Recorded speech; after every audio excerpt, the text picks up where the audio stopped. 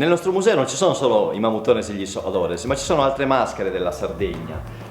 Qua per esempio parliamo di Ottana, dove abbiamo i boes e i merdules, queste maschere che rappresentano la relazione tra l'uomo, il pastore, su merdule, meredeule, e l'animale, il boe, il bue.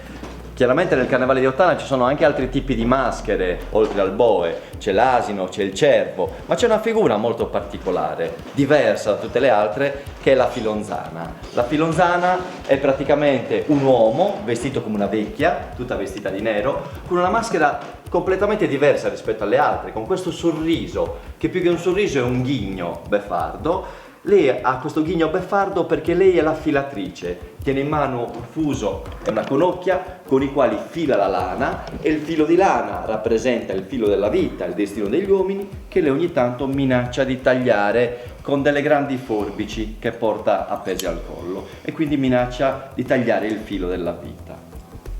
Ci spostiamo poi a Orotelli, dove abbiamo altre maschere, i turpos, maschere che vedete non hanno le pelli, ma hanno questi capotti neri in orbace, non hanno la maschera, ma hanno il viso annerito con del sughero bruciato, su ziziveddu, e loro praticamente sfilano sempre in gruppi di 3. Abbiamo 2 turpos che sono legati, sono curvi perché portano un giogo in legno e trainano un aratro, e quindi loro rappresentano i buoi, gli animali, e l'altro che invece rappresenta il contadino, che li tiene con questa corda e li comanda.